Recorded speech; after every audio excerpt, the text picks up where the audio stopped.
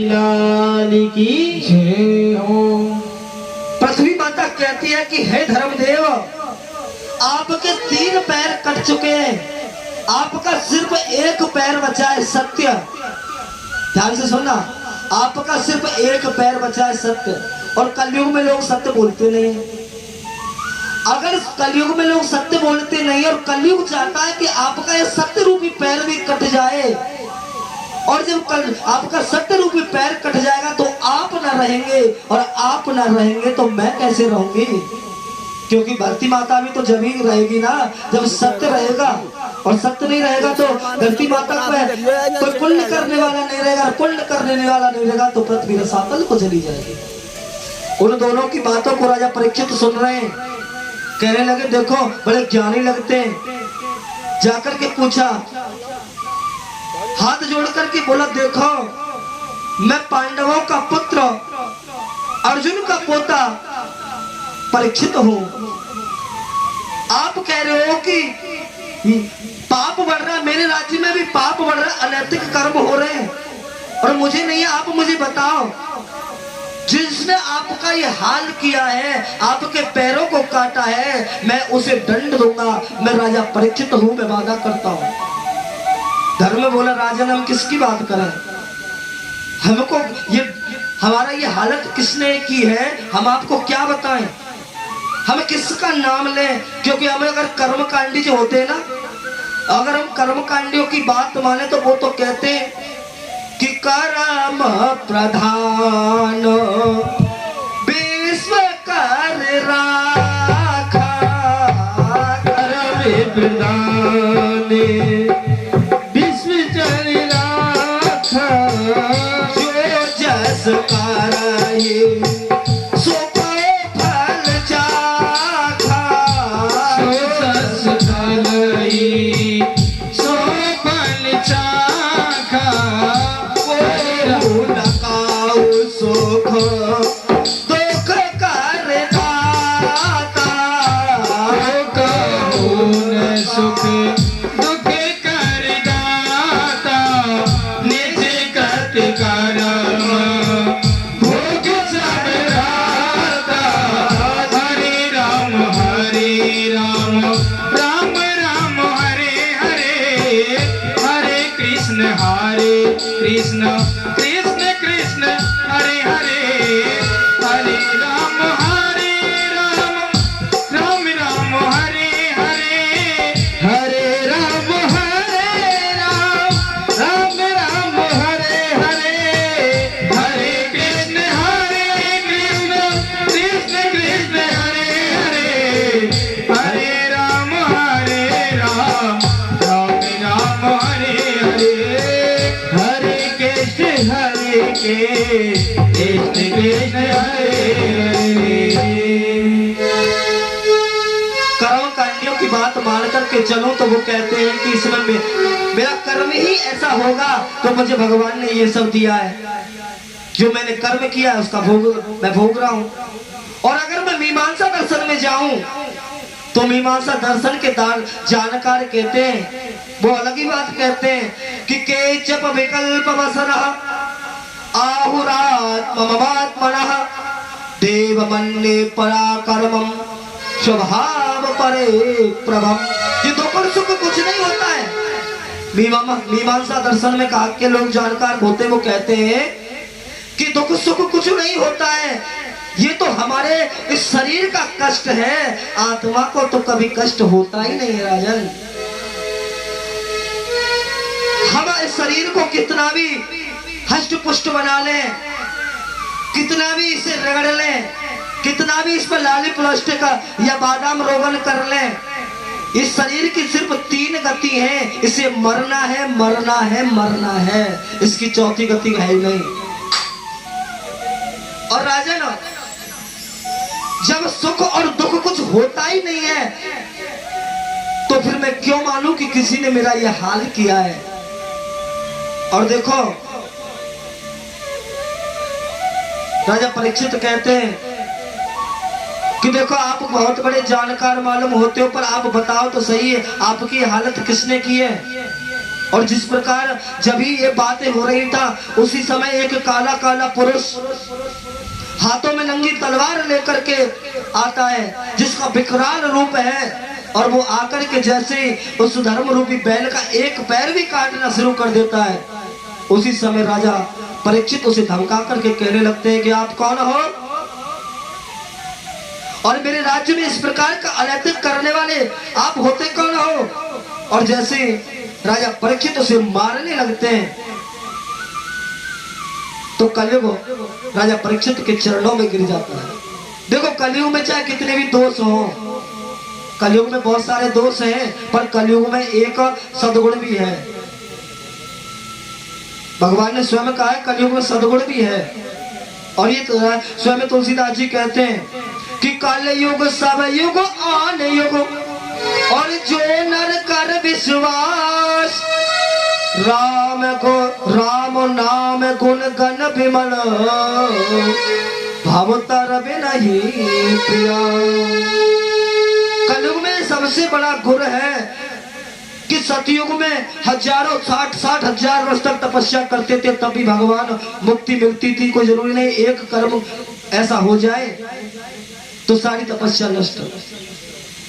द्वापर में बहुत सारे लोगों की उम्र होती थी और ऐसी उनकी वो होती थी, पर कलयुग में एक सबसे बड़ा वो है कि भगवान का नाम गोविंद के प्रति आप मन से एक बार नाम ले लो।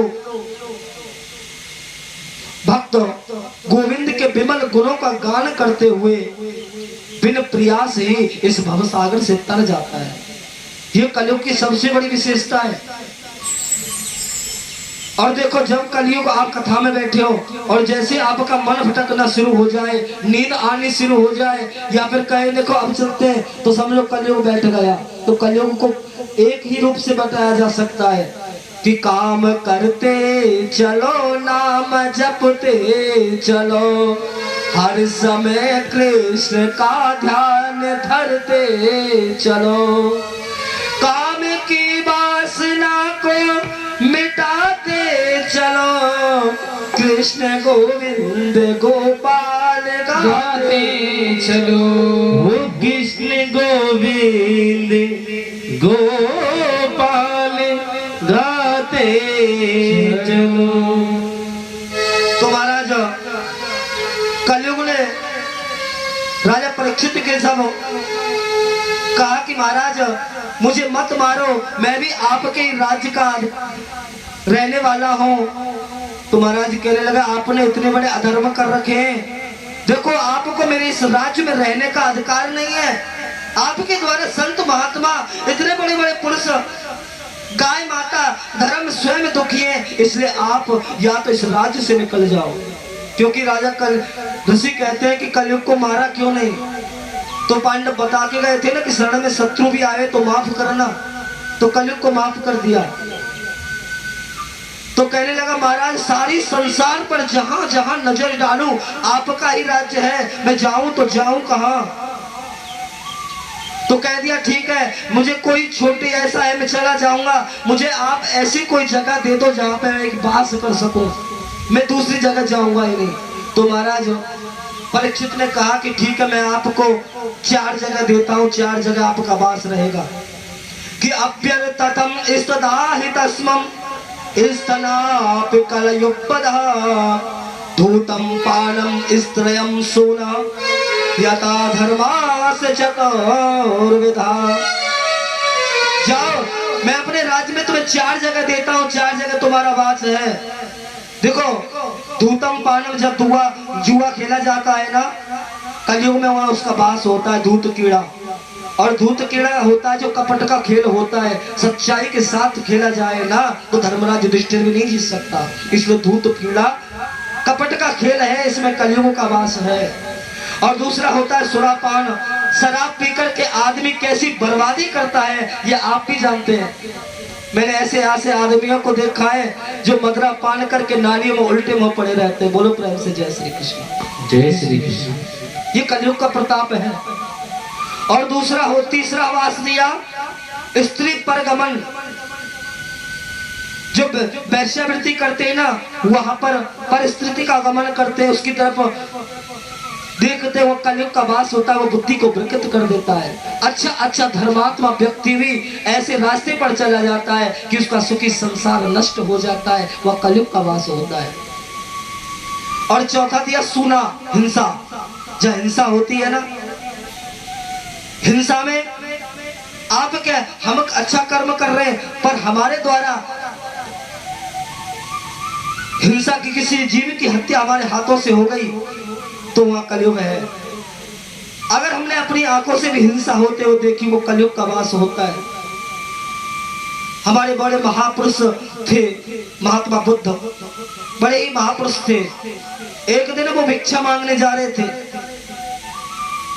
तो भिक्षा मांगते मांगते वो एक रास्ते से जा रहे थे। लोगों ने कहा महाराज इधर होके मत जाओ। क्यों? कि यहाँ तो बहुत बड़ा एक दुष्ट व्यक्ति रहता है, अरे वो लोगों को मार देता है, और लोगों को मार करके उनकी उंगलियों को काट करके वो अपने गले में पहन लेता था, गले में माला बना लेता था, इसलिए उसका नाम हो गया उंगली माल। महाराज महात्मा बुद्ध जी बोले देखो कुछ भी हो जाए हम तो जाएंगे। अब तो महात्मा बुद्ध ने इधर देखा ना उधर और चले गए। अब उंगली माल बैठा है, देखने लगा, देखो कोई लाल लाल कपड़ों वाला कोई पवित्र सा आदमी आ रहा है, और जैसे नजदीक आए कहने लगा अरे महात्मा जी इधर मत आना, अगर यहाँ ये मेरा घर है, अगर आप इधर आए ना तो देखो मैं आपको मार दूंगा, आपका भेष मुझे कुछ अलग सा लग रहा है, जाओ मैं आपको क्षमा करता, वरना मेरे यहाँ से कोई जीवित नहीं जाता। महात्मा बुद्ध कहने लगे देखो हम आ तो गए पर हमारा नियम है, हम भिक्षा लिए बिना नहीं जाएंगे, तुम हमें भिक्षा दो। कहने लगा देखो भूतों से भिक्षा, अरे महात्मा जी चले जाओ वरना टुकड़े टुकड़े कर दूंगा। कहाँ की भिक्षा? आपके प्राण बचाओ वही भिक्षा है आपके लिए।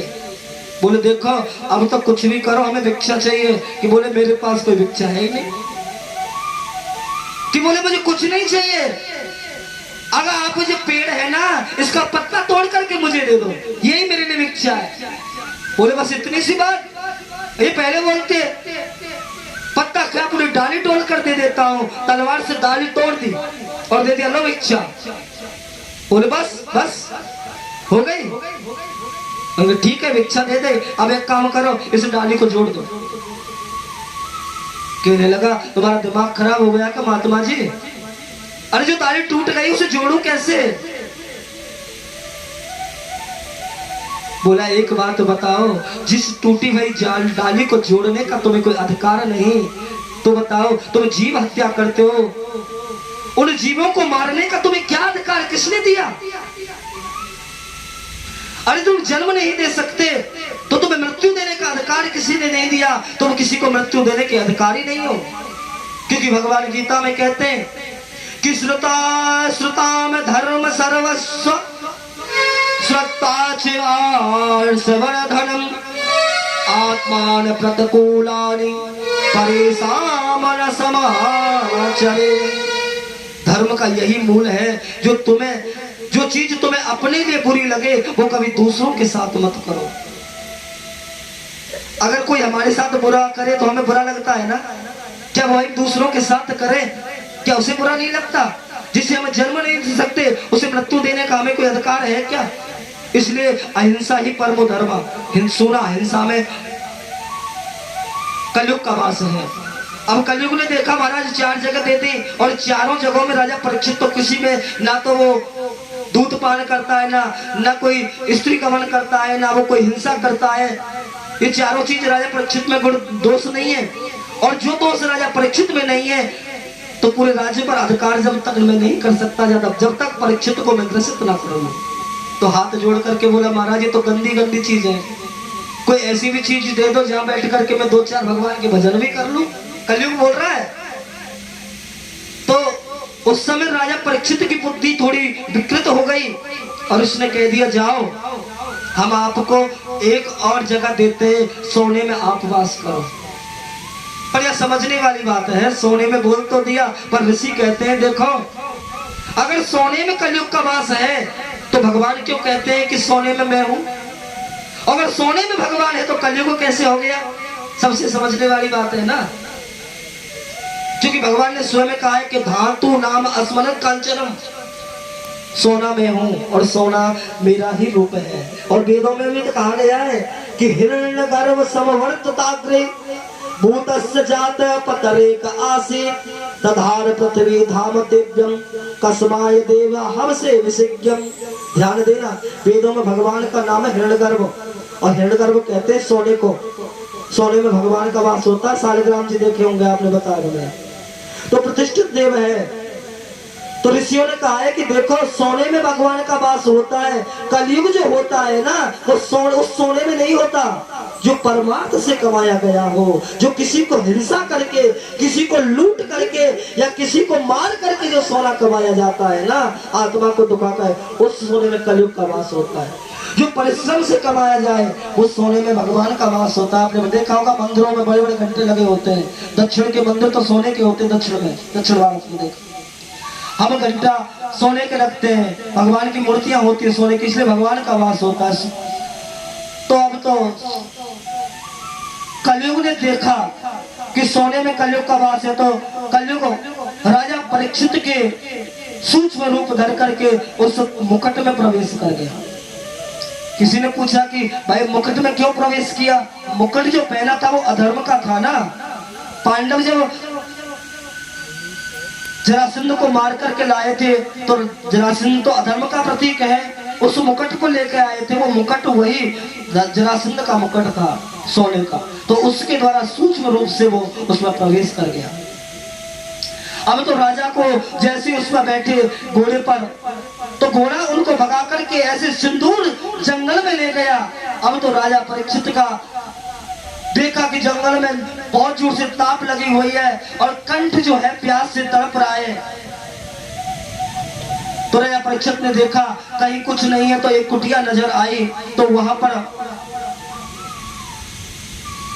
उन्होंने देखा कि कोई कुटिया की तरफ कोई ऋषि तो होगा ही। तो जाकर पानी पूछता हूं, तो महाराज आए, तो वहां पर महाराज ने जाकर के देखा कि ऋषि तपस्या कर रहे हैं। तो उन्होंने जाकर के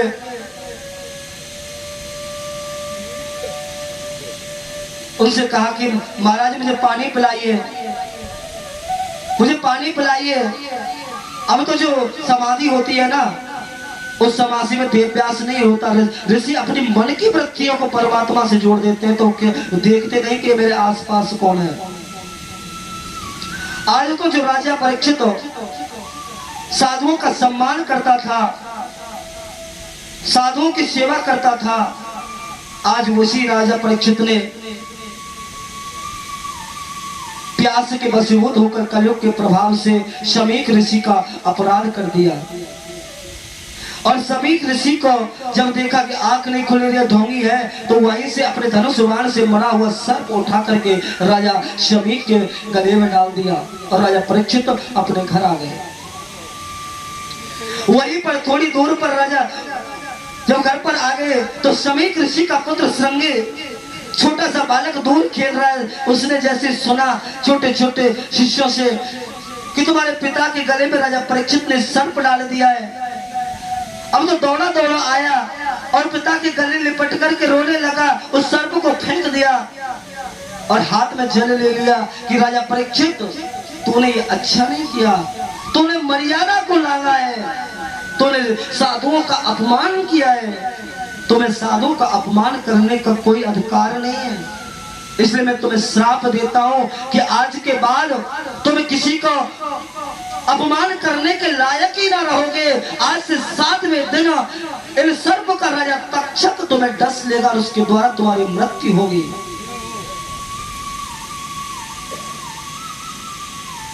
अब तो जैसे रोने लगा महाराज, शमीक ऋषि के नेत्र खुल गए। अरे बेटा क्यों रोता है? कि पिताजी देखो ना, राजा परीक्षित आया, आपके गले में सर्प डाल करके चला गया। कहने लगे हंस करके, क्या हुआ बेटा? अरे किसी ने मेरा मजाक उड़ाया होगा कि नहीं पिताजी, ये परीक्षित ने जानबूझ कर किया है और मुझे ऐसा दंड दिया है कि आज के बाद वो किसी का अपमान नहीं करेगा, 7वें दिन तक्षक के द्वारा मृत्यु हो जाएगी। ऋषि कहने लगे बेटा सबसे बड़ी तो तुम्हारी गलती है कि साधु को हमेशा क्रोध नहीं करना चाहिए, विवेकशील रहना चाहिए। क्योंकि कहते हैं ना कि संतों के दर्शन से ही भगवान मिल जाते हैं, कि संत समागम हरि कथा और तुलसी दुर्लभ जाए। जिन लोग हमारे दर्शन करके परमात्मा को प्राप्त करते हैं, उन संतों के हृदय में कभी क्रोध नहीं होना चाहिए। और तुमने इतना बड़ा अपराध कर दिया। और जिस राजा परीक्षित की वजह से हम इस जंगल में निर्भीक घूमते हो, उस परीक्षित का तुमने ये सब किया, ये तुमने अच्छा नहीं किया। पर जो हो गया वो तो हो गया। उसी समय अपने गौरमुख नाम के शिष्य को बुलाया और कहा कि जाओ परीक्षित से जाकर के कह दो कि इस तरह ऋषि के द्वारा तुम गलती से श्राप लग गया है, 7 दिन में तुम्हारी मृत्यु हो जाएगी। राजन, अपने 7 दिन में अपनी मृत्यु मोक्ष का कोई उपाय कर लो। अब तो जैसे परीक्षित राजा घर आए, मुकुट को उतारा और जाकर के उन्हें होश हुआ कि ये मैंने क्या किया। अरे मेरे द्वारा एक ऋषि का अपमान हो गया, एक साधु का अपमान हो गया। अब तो इस शरीर को जीने का अधिकार नहीं है। अरे मैं पांडवों का वंशज, उस कृष्ण का परम प्रिय है, मेरे द्वारा साधुओं का अपमान हुआ, मुझे तो जीने का अधिकार नहीं है। उसी समय शमीक ऋषि का शिष्य आया, निवेदन करके बोला, महाराज मैं शमीक जी का शिष्य हूँ, आपके चरणों में प्रणत निवेदन करना चाहता हूँ कि ऋषि कुमार ने आपको 7 दिन में मरने का श्राप दिया है। आप अपनी ऋषि ने कहा कि आप अपने मोक्ष का कोई उपाय कर लो।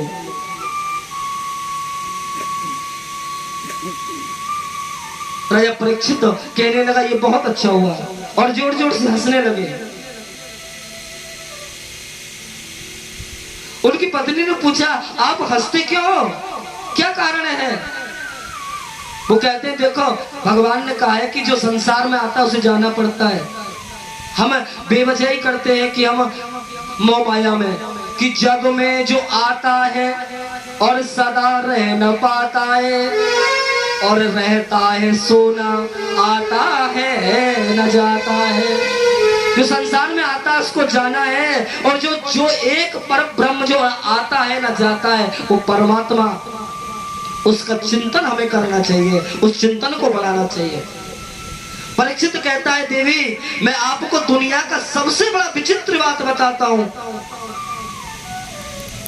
क्या जीवन की किसी को ये कह सकता है अपनी छाती पे हाथ धर के कि मैं 2 दिन जिंदा रहूंगा या 15 दिन जिंदा रहूंगा? कोई कह सकता है क्या? इस जीवन का कोई भरोसा नहीं है। मैं अब कथा कह रहा हूं, अगले पल में रहूं ना रहूं, ये श्वास लौट करके ना आए कोई भरोसा नहीं है। परंतु मैं वादा करके कहता हूं कि मेरी 7 दिन पहले मृत्यु नहीं हो सकती।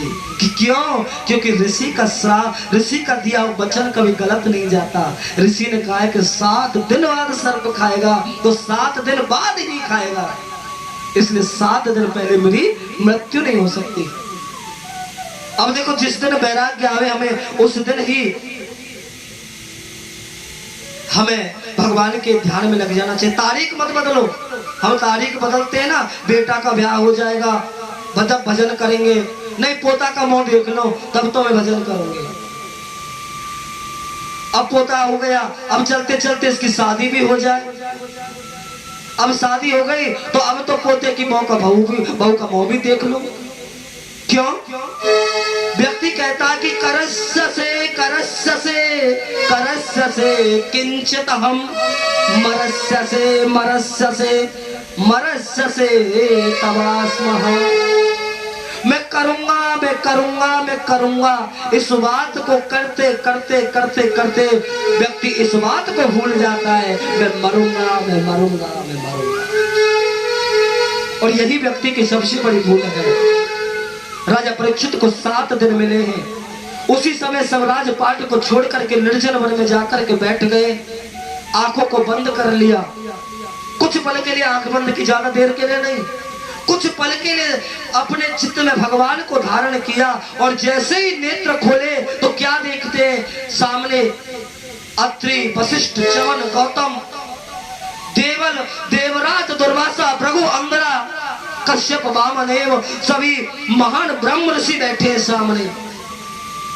राजा ने सबको देखा, सबके सामने बैठे हाथ जोड़ करके बोले, महाराज सबसे बड़ा तो मेरा ये सौभाग्य है कि आप संतों के मुझे दर्शन हुए और मुझे श्राप मिला है। ये मेरे लिए श्राप नहीं है, ये मुझे वरदान है कि उस श्राप की वजह से आप जैसे महान संतों के दर्शन में कर पा रहा हूं। कहने में गिरजा संत समागम और सभा लाभ कछुनाए और बिन हरि कृपा न होई सो गावई वेद पुराण। तो ये सब संत जो होते ना, भगवान का जो नाम लेता है संतों की कृपा से होता है। आपके दर्शन करने का हमें सौभाग्य मिला है। पर देखो एक सबसे बड़ी बात, इतने इतने बड़े महान ऋषि बैठे हैं, पर कोई उन ऋषियों में से कोई ये निर्णय नहीं कर पाया कि 7 दिन में राजा परीक्षित को मोक्ष कैसे मिले। महान ऋषि बैठे हैं। और सबसे बड़ी बात बताऊं, उस सभा में भगवान सुखदेव के पिता व्यास जी बैठे, व्यास जी के पिता पराशर जी बैठे, सुखदेव जी के बाबा, सुखदेव जी के पर बाबा शक्तिदेव मुनि तो नहीं रहे, और उनके पर बाबा वशिष्ठ देव जी बैठे। पर उनमें सभी कोई भी ये निर्णय नहीं कर पा रहे हैं कि राजा परीक्षित को मोक्ष कैसे मिले। एक ऋषि वो कहने लगा, भाई मोक्ष तो मैं मिला दूंगा, स्वर्ग से सीधा विमान आएगा, पर 7 दिन में नहीं 41 दिन लगेंगे। श्री लक्ष्मी नारायण महायज्ञ करना पड़ेगा। 41 दिन कहाँ है राजा परीक्षित के पास। पर कहते ना, जब हमारे मन की लगन पक्की हो ना तो परमात्मा स्वयं आते हैं। तो आज परमात्मा के स्वयं एक रूप, कहते हैं राजा परीक्षित परमात्मा का स्वयं साक्षात भक्त है। एक ब्रह्मास्त्र चला तो केशव ने जाकर के गर्भ में रक्षा की, और एक ब्रह्मास्त्र चलाए तो निर्जन वन में बैठे हुए राजा भगवान सुखदेव कहते हैं कि चलो चलो राजा परीक्षित को मुक्ति दिलानी है। तो कहते हैं कि तत्रा भवत भगवान व्यास पुत्रो यतोक्षगामं मनहो परीक्षा अलक्ष्य लिंगो निजलावे तुष्टम प्रतस्वरेद भरदूतभयम्। अब तो 16 वर्ष जिनकी अवस्था है अवधूत शिरोमणि, 16 पर उनको 16 वर्ष के जरूर है वो, पर उनको कहते अष्टदुष्टम, यानी 8 बार 2 कहा है अष्टदुष्टम। ऋषियों ने पूछा, महाराज कि उनको अष्टदुष्टम कहा क्यों कहा है? 16 भी तो कह सकते। देखो सुखदेव जी महाराज 8 वर्ष की क्यों कहा है? उनको उम्र 16 वर्ष है, पर उम्र से 8 वर्ष के लगते हैं, क्योंकि 16 वर्ष जब हो जाते हैं ना तो थोड़ी शरीर पर विकृति भी आ जाती है, दाढ़ी मोछ आ जाती है, पर वो तो भगवान के स्वरूप है। 8 वर्ष जिनकी सोम वो है, वो भगवान सुखदेव राजा परीक्षित की सभा में आ गए, और आकर के राजा परीक्षित की सभा में आकर के बैठे। सभी ऋषियों ने कहा कि राजन, अब तुमको कहीं जाने की जरूरत नहीं है, मुक्ति स्वयं तुम्हारे घर पे आ रही है। कोई ऐसा प्रश्न कर दो, कोई ऐसा प्रश्न करो कि 7 दिन यहाँ रुक जाए। भगवान जो सुखदेव जी हैं वो किसी के दरवाजे पर नहीं जाते, और इनका एक नियम है, जितनी देर में गाय धोई जाती है ना, गाय का दूध काढ़ा जाता है, उतनी देर से ज्यादा वो किसी स्थान पर नहीं रुकते। भागवत में कहा गया है। और गाय कितने देर में धोई जाती है? 6 मिनट में गाय का दूध कढ़ जाता है। तो वो किसी के द्वार पर जाते हैं, 6 मिनट देखते हैं, 6 मिनट की बख्शा मिली तो मिली, वरना गए और निर्जन वन में भगवान का भजन कर लिया। तो ऋषि कहते हैं कि आप कोई ऐसा प्रश्न कर दो, ये 7 दिन रुक जाए तो देखना 7 दिन में आपको मुक्ति देकर के जाएंगे। तो राजा परीक्षित हाथ जोड़ करके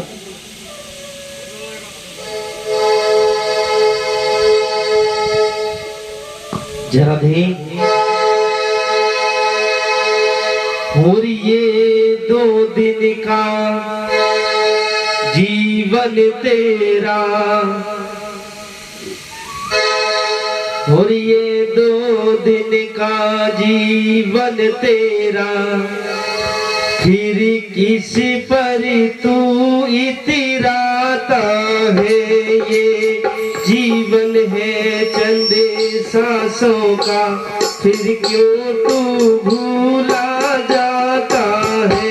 ये जीवन है चंद श्वासों का, फिर क्यों तू भूला जाता है। ये 2 दिन का जीवन तेरा, फिर क्यों तू ये इतराता है।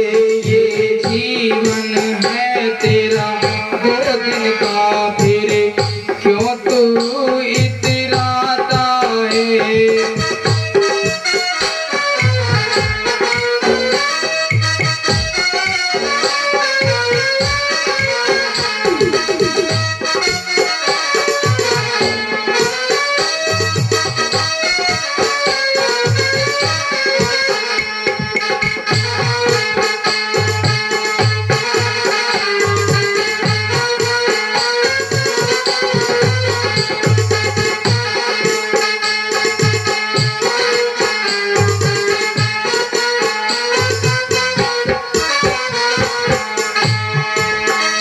माटी की तेरी ये काया, नश्वर जग की ये छाया है। माटी तेरी ये काया, नश्वर की तेरी छाया है। धनु वैभव और सुंदर यौवन, चलती फिरती ये माया है। धनु वैभव और सुंदर यौवन, चलती फिरती ये माया है। तेरा सारा जीवन सपना है, तेरा सारा जीना झूठा है। ये सारा सपना झूठा है, सत्य धर्म यही बतलाता है। ये 2 दिन का जीवन तेरा, फिर किस पे तू इतराता है। ये 2 दिन का जीवन तेरा, फिर इस पे क्यों इतराता है।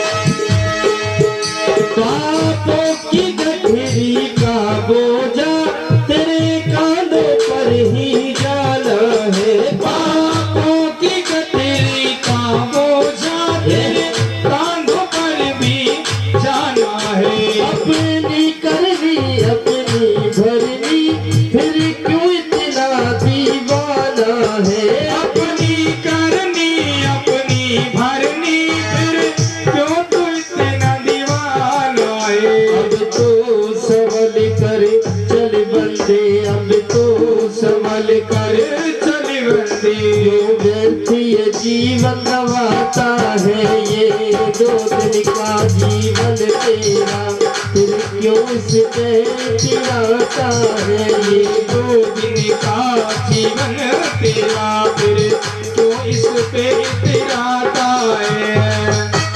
हरि बोल, सभी भाव से गाने से बजाते हो, श्री राधे।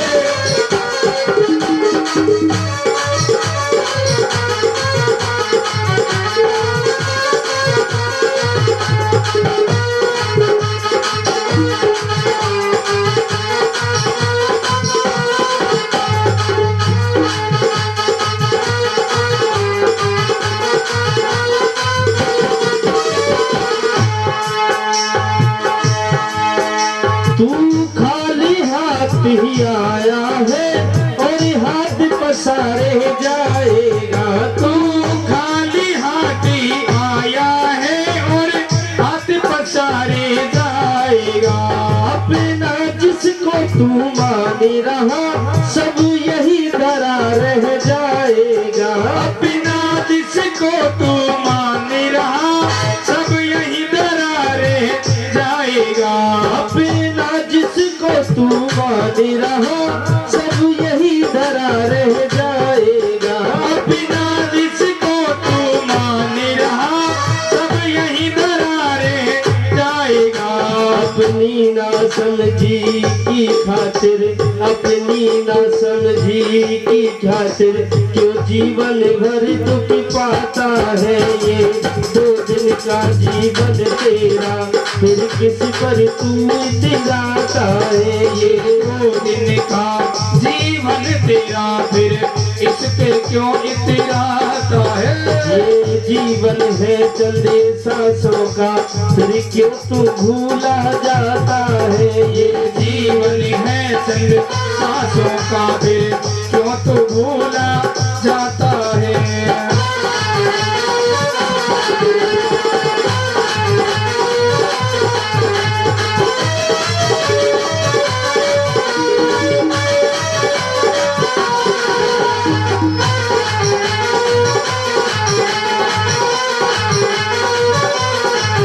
ये 2 दिन का जीवन तेरा फिर किस पे तू इतराता है ये। 2 दिन का जीवन तेरा फिर इस पे क्यों इतराता है। ये जीवन है चंदे सांसों का फिर क्यों तू भूला जाता है ये। जीवन है चंद सांसों का फिर क्यों तो भूला जाता है। फिर क्यों तू भूला जाता है, फिर क्यों तू भूला जाता है।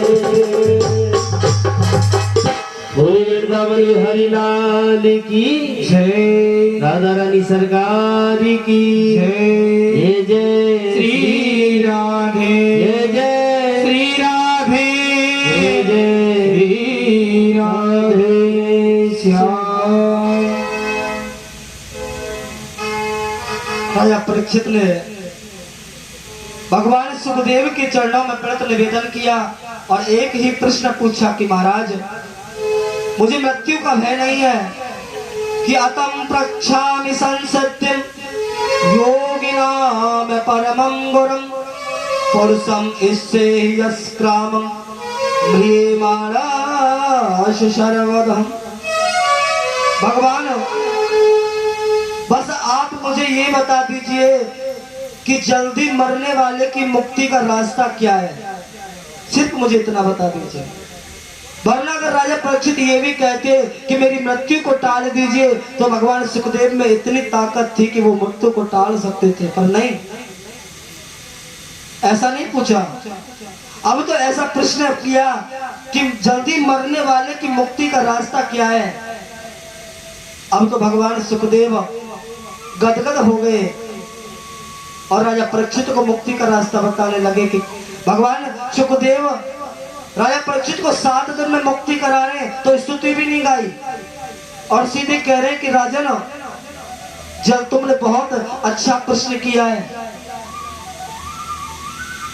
और इससे उत्तम प्रश्न कोई हो नहीं सकता कि कतो लोको नतुल्लपम। तुमने ये प्रश्न अपने लिए नहीं संसार के लोगों के लिए किया है, संसार के कल्याण के लिए तुमने प्रश्न किया है। देखो हम सबको 7 दिन मिले, हम 7 दिन में ही मरते हैं। बता देना, सोमवार रविवार सोमवार मंगल बुध बृहस्पति शुक्र शनि ये 7 दिन होते हैं, 8वां दिन होता ही नहीं है। हम पुण्य भी 7 दिन में करते हैं, हम पाप भी 7 दिन में किसी एक दिन में करते हैं। हमारा जन्म भी इन 7 दिन में होता है, मृत्यु भी 7 दिन में होती है, 8वां दिन बना ही नहीं है। अगर जल्दी मरने वाले का अगर तुम्हें रास्ता ढूंढना तो मरने वाले का एक ही रास्ता है राजन, कि अपने मन को गोविंद के चरणों में लगा दो। अरे तुम्हें तो धन भाग्यवंत हो, तुम्हें 7 दिन मिले। राजा खटवांग को तो 2.5 घड़ी मिली थी और जैसे उन स्वर्ग में पता चला कि 2.5 घंटे में उनकी मृत्यु हो जाएगी, उसी पल उन्होंने आकर के अपने मन की वृत्तियों को ऐसा परमात्मा से लगाया कि स्वयं उन 2.5 घड़ी में राजा खटवांग की मुक्ति हो गई।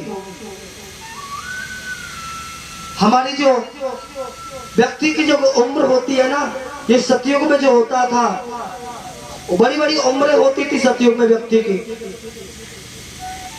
सतयुग में व्यक्ति 1,10,000 वर्ष से ऊपर जीता था, लाखों वर्ष जीते थे व्यक्ति, क्योंकि तप के द्वारा उनका शरीर तपस्थ होता था शरीर।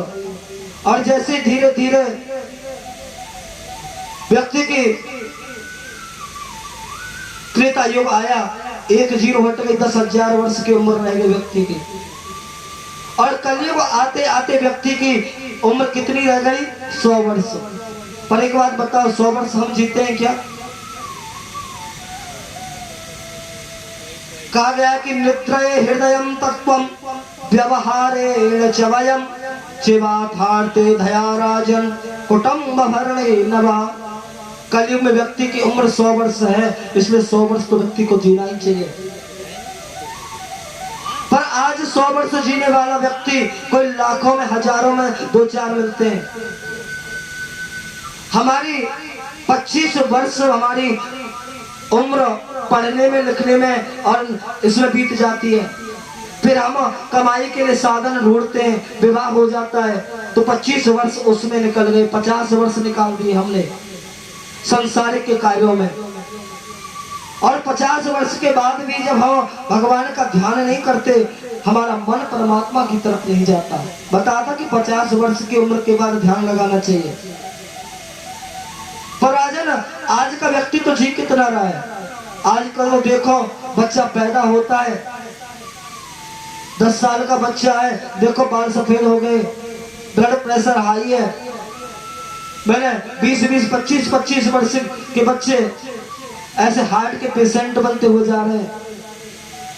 छोटे छोटे बच्चों के चश्मे लग गए। क्यों? कलयुग का प्रभाव ही तो है। इसलिए राजन, इस समय का कोई भरोसा नहीं, कब मृत्यु आ जाए, कब हमें जाना पड़े। अगर आपको मुक्ति का रास्ता खोजना है तो अपने मन को परमात्मा की तरफ लगा दो। हर श्वास श्वास पर भगवान का नाम होना चाहिए कि श्वास श्वास पर कृष्ण रट और प्रथा सांस मत खोए, ना जाने या श्वास को आवन होए न होए। जो सांस निकल करके चला गया वो लौट करके आएगा या नहीं, इस बात की कोई गारंटी है क्या? इसलिए प्रत्येक परिस्थिति में आप भगवान को याद रखो, ये सबसे बड़ी बात है। मन को परमात्मा में लगा दो। राजा परीक्षित बोले, महाराज यही तो सबसे बड़ी परेशानी है, मन ही तो बस में नहीं है। अब हम यहाँ बैठे और मन हमारा घूम रहा है घर, पता नहीं बहू ने नाती को सही खिलाया होगा, दूध पिलाया होगा नहीं, पता नहीं भैंस ढोरन को सानी मिली होगी या नहीं, पर पता नहीं आज दुकान पे छोटे छोटे लड़का को बैठा के आया हूँ, आज आने दुकान कैसे चलावे को।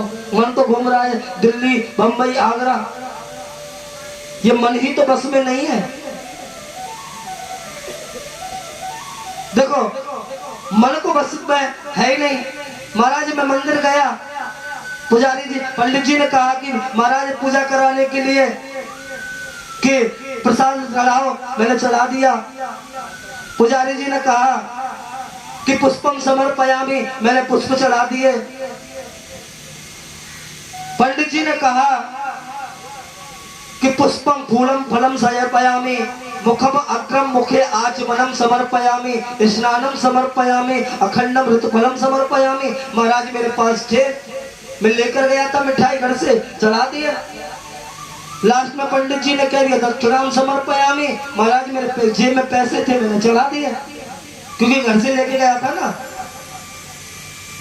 अब पंडित जी ने बोल दिया मनम समर्पयामि, ध्यान से सुनना। अब पंडित जी ने एक या गलती कर दी, बोल दिया मनम समर्पयामि। महाराज मन भी तो बस में नहीं है, और जो चीज मेरे हाथ में नहीं है उसे चढ़ाऊं कैसे? वो तो घूम रहा है ना अमेरिका, लंदन, इंडिया गेट के दर्शन करता घूम रहा है, अब वो बस में नहीं है। तो भगवान सुखदेव बता रहे हैं कि मन को बस में कैसे करें, मन को बस में करने के रास्ते बता रहे हैं कि जितासनो जित श्वासम जित संगो जितेंद्रिया स्थूलो भवते कृपे मन संधार धया। राजन, अगर मन को जीतना है तो आसन को जीतो। अधिक देर तक एक आसन पर बैठने की आदत डालो। भजन करते हैं ना, बहुत बहुत बड़े आप साधु संतों को देखते होंगे, एक आसन पर धूना ऐसा लगाते महाराज 8-8 घंटे हो जाते हैं। क्यों? उनके पास कोई अलग से विद्या थोड़ी है, वो आसन को जीतते हैं। और जब एक आसन से बहुत देर तक बैठना शुरू कर दोगे, आज 10 मिनट बैठोगे, कल 20 मिनट बैठोगे, फिर 1 घंटा बैठोगे, तो एक बात याद देखना, आप जब आसन नहीं जीतोगे, आप माला लेके बैठोगे ना, ध्यान भग जाएगा। आप कभी पैर की तरफ जाएगा, कभी दर्द होगा, कभी अंगूठे को नोचोगे, कभी कहीं जाओगे। और धीरे धीरे अभ्यास करते जाओगे ना कि करत अभ्यास के जड़ मत हो तो सुजान। और अभ्यास करते आप इतने कंतष्ट हो जाओगे कि एक आसन पर अगर आप बैठ गए ना तो 10-10 घंटे तक भी बैठ जाता, ध्यान नहीं भटकता। तो उसको आसन को जीतो। और दूसरी बात, हम अधिक देर श्वास को जीतना। श्वास को जीतने का मतलब जानते हो? प्राणायाम करते हैं ना, बाबा रामदेव कराते हैं ना सुबह योगा, तो हम योगासन करते हैं। तो योग करेंगे तो हमारे योग होते हैं रेचक, कुंभक, पूरक, प्राणायाम, इनको करो। इनसे क्या है कि जो हमारे अंदर की श्वास बाहर निकलेगी, अच्छी हवा अंदर जाएगी, अगर हमारा शरीर स्वस्थ रहेगा तो हम अधिक देर तक बैठ पाएंगे। और एक बार बता, जब सिर में दर्द होगा, हाथ पैरों में दर्द होगा, तो हम क्या बैठ पाएंगे? तो दूसरा होता है जित श्वास को जीतना, और जित संग जीतना सबसे बड़ी बात है राजा। संग को जीतो। अगर साधु सन्यासी, विद्वान ब्राह्मण और बड़े बड़े देवज्ञों का संग करोगे तो अच्छा संग मिलेगा। अगर जुआरी शराबियों का संग करोगे तो वही लक्षण आएंगे। अब देखो, ये माइक है, इसको मैंने माइक को छुआ कि इसमें करंट आया? नहीं आया ना। अब इस ही माइक को अगर हम अग्नि में डाल दें और कुछ देर बाद इसे हम रॉड को छुए, क्या हम छू सकते हैं? ये रॉड अग्नि का संग करने से गर्म हो जाएगी और ये जलाएगी। तो संग, जब जैसा संग करेंगे वैसे लक्षण हमारे जीवन में आते हैं। इसलिए अच्छा संग करो, सात्विक भोजन करना चाहिए। और सबसे बड़ी बात, जितेंद्रियां, हमारी जो इंद्रियां होती है ना, 5 ज्ञान इंद्रिया, 5 कर्म इंद्रियां, इन इंद्रियों को बस में करो। इंद्रियों को बस में करने का क्या रास्ता है? अच्छा देखो, अच्छा सुनो, अच्छा खाओ, सात्विक खाओ। और सात्विक किसे कहते हैं जानते हो? सात्विक उसे कहते हैं जो खाना हमारी रसोई में बनता है, वो खाना अगर भगवान को भोग लग सकता है, जो खाना भगवान को भोग लग सके वही खाना हमारी रसोई में बनना चाहिए। और जो एक बार वो खाना भगवान को भोग लग जाए ना, वो प्रसाद बन जाता है। इसलिए उसमें, उस प्रसाद से मन में विकृतियां नहीं आती। इसलिए अच्छा खाओ। अगर हम अच्छा खाएंगे तो हमारी जो इंद्रियां हैं ये विष में रहेंगी। तो हमें अच्छा संग करना चाहिए। जो परमात्मा है, अब सुनो, जो परमात्मा है सब में बैठा हुआ मेरा ब्रह्म सबको देखता है। सुखदेव भगवान बता रहे हैं कि बैठा हुआ परमात्मा मेरा ब्रह्म सबको देखता है। उसने ही चराचर ब्रह्म को बनाया है। राजा परीक्षित कहते भगवान ब्रह्म ने, परमात्मा ने ब्रह्म जो है वो कौन है, उसने कैसे बनाया?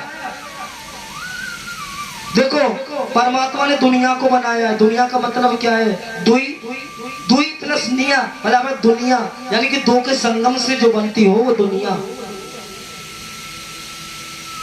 अब दुनिया में जो चलते हैं ना, दो का संगम, स्त्री और सर्दी और गर्मी, प्रकाश और अंधेरा से जो चले, स्त्री और पुरुष के संग से जो चले, सुख और दुख से जो चले उसका मतलब होता है दुनिया। और जो कहते हैं ना प्रकृति, जो प्रकृति के बस में चले वो हम मनुष्य हैं, और जो प्रकृति को ही बस में करके चले वो परमात्मा है। इसलिए परमात्मा पर ब्रह्म नारायण है जो चराचर ब्रह्मांड को बनाता है। अब जो परमात्मा जो नारायण है उसका कोई रूप नहीं है, कोई आकार नहीं है, उसने परमात्मा ने ब्रह्मांड को बना दिया। अब परमात्मा समुद्र में बैठा हुआ संसार को देख रहा है। अब सबके मन में विचार आता है परमात्मा के मन में कि जब तक मुझे संसार में कोई जानेगा नहीं तो मुझ लोगों को पता कैसे चलेगा मैं हूं कौन। तो परमात्मा के मन में भी विचार आया कि मैं क्यों ना एक से दो हो जाऊं। तो उसी समय परमात्मा के मन में जो भेद आया, नारायण कहते हैं जो परमात्मा नर अयन, जो अयन कहते हैं जल को, और नारायण नर के द्वारा उसमें जो अयन में वास करते हैं ना समुद्र में, और शेष नागों पर भगवान बैठते हैं। नारायण के मन में जब विचार आता तो भगवान के परम ब्रह्म तो रूप धारण किया, परमात्मा ने आंखों को नेत्रों को बंद किया और परमात्मा के शरीर से ही दो ब्रह्म तेज निकले। सबसे पहले सृष्टि में परमात्मा के शरीर से दो ब्रह्म तेज निकले। नारायण के शरीर से दो ब्रह्म तेज, एक का नाम हो गया रुद्र अवतार और एक हो गया विष्णु अवतार। ये अलग नहीं है, नारायण ही है, पर नारायण के दो रूप हैं, अलग नहीं, इसलिए इनको अलग नहीं समझना चाहिए। रुद्र और विष्णु ये दोनों को परमात्मा का सृष्टि एक थे, सृष्टि का सृजन करते हैं और एक रूप से परमात्मा सृष्टि बनाते हैं और एक रूप से इसका पालन करते हैं। ये दो रूप है परमात्मा के। अब देखो परमात्मा के रूप तो हो गए पर सृष्टि नहीं है, तो परमात्मा सृष्टि का सृजन कैसे करें। तो उसी समय नारायण के जो नाभि से एक ब्रह्म कमल निकला, एक कमल निकला, तो उस कमल पर एक चतुर्भुज चार मुख वाला एक व्यक्ति बैठा है। अब उस व्यक्ति के मन में ये हो गया कि मैं आया कहां से, मैं हूं कौन, मैं प्रकट कहां से हुआ। कि यथा से यवाम लेवयवम मानव्य महात्मना नावदम यज्ञ संभारम पुरुषव्यात बहते। मैं कौन हूं। तो अब तो कमल की नाली में घुस गए और अंदर जाकर के अपने आप को खोज रहे हैं। अब तो कितने वर्ष व्यतीत हो गए पर उनको पता नहीं चला मैं कौन हूं। अब तो ब्रह्मा जी तब ध्यान करके बैठ गए कि जिसने भी मुझे बनाया हो, क्योंकि अभी तो पता नहीं है मैं कौन हूं, मैं किसका जाप करूं, जिस पर मुझे बनाया हो वो परमात्मा मेरी विनती सुन लो, मुझे दर्शन दो, उसका ध्यान में बैठ रहे हैं। तो उसी समय आकाशवाणी हुई और आकाशवाणी से सिर्फ दो शब्द बहे, तापा तापा, कि राजन तुम तपस्या करो, तपस्या से मैं मिलूंगा। अब तो ब्रह्मदेव ने तपस्या करने शुरू कर दी और जैसे तपस्या करी तो स्वयं चतुर्भुज रूप में नारायण भगवान प्रकट हो गए। बोलो नारायण भगवान की जय हो। नारायण भगवान ने ब्रह्मा जी उस व्यक्ति का हाथ पकड़ा और कहा देखो आज से तुम विधाता, मैं तुम्हें सृष्टि का विधाता बनाता हूं, तुम सृष्टि का सृजन करो, ये मेरा आदेश है। ब्रह्मा जी बोले महाराज एक बात बताओ, आपने मुझे विधाता तो बना दिया पर थोड़ा सा ऐश्वर्य, थोड़ा सा धन, ये सब जब व्यक्ति के पास आ जाता है ना तो बड़ा घमंड हो जाता है। महाराज अरे मेरे पास 1 करोड़ रुपया है, मेरे सामने कौन है काम में। अरे मेरे पास तो इतना धन मेरे पूर्वज छोड़ के गए तो अभिमान तो बनता है ना। तो महाराज आपने तो मुझे सृष्टि का विधाता बना दिया। कभी कभी होता है ना, ऊंट जब चलता है ना पहाड़ के नीचे तो वो पहले समझता है ऊंट के मुझसे ऊंचा कोई नहीं है, जैसे पहाड़ के नीचे आता है तो सोचता है कि नहीं मैं तो कुछ हुई नहीं, पहाड़ मुझसे ऊंचा है। तो ऐसे व्यक्ति के पास जब 10-5 करोड़ रुपया आ जाए तो अपने सामने वो किसी को कुछ नहीं समझता। महाराज थोड़ा सा संगमरमर का घर बन गया तो देखो मुझसे बड़ा तो कोई है नहीं, टाटा बिरला। अरे परमात्मा को कहते ना, परमात्मा हमारे शरीर में जो होता है ना, इसमें 3.5 करोड़ रोए होती हैं। 3.5 करोड़ रोए होती है हमारे शरीर में, और इन 3.5 करोड़ रोए तो परमात्मा के शरीर में 3.5 करोड़ रोए हुई कि नहीं हुई? परमात्मा के एक एक रोए में करोड़ों ब्रह्मांड बसते हैं। याद रखना, उस करोड़ों ब्रह्मांड में 14 लोक हैं। उन 14 लोकों में 3 लोक जो मुख्य हैं, पाताल लोक, मृत्यु लोक और रसातल लोक। उन मृत्यु लोक में फिर एक लोक है, 7 द्वीप हैं, और उन द्वीपों 7 द्वीपों में एक द्वीप है जम्बुक द्वीप, और जम्बुक द्वीपों में 9 वर्ष होते हैं। 9 वर्ष में फिर एक वर्ष है भारतवर्ष, और भारतवर्ष में कितने जो राज्य हैं, उन राज्यों में एक ही राज्य है राजस्थान। राजस्थान में कितने जिले? एक जिला भरतपुर है कि नहीं है? और उस भरतपुर क्षेत्र के पास में थोड़ा सा ये जगह, ये गांव है, और उस गांव में बाबा की बगीची में ये 1.5 बाई 1.5 के आसन पे हम बैठे। और बता फिर काई का घमंड भैया? और जिस परमात्मा के शरीर में करोड़ों ब्रह्मांड बसते हैं, वह अम्मान करते हैं, और हमें 1.5 बाई 1.5 के आसन पर बैठे। तो भैया जी काहे का अवमान क्यों फूलते हो? मैं वो हूं, मैं वो हूं, तुम कौन हो?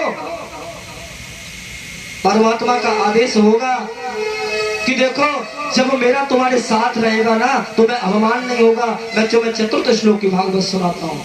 तो भगवान ने चतुर्थ श्लोक की भागवत ब्रह्मा जी को सुनाई। होरी कंचन जैसी ही काया तेरे, होरी ये कामिना आवेगी, होरी ये कंचन जैसी ही काया तेरे, होरी ये बाबा कामिना आवेगी। हो बाबरे की माया संग न जावेगी, हो बाबरे माया संग न जावेगी। ये कंचन जैसी ही काया तेरे काम न आवेगी, ये कंचन जैसी काया तेरे काम न आवेगी। हो बाप रे ये माया संग न जावेगी, हो बाबरे माया संग न जावेगी।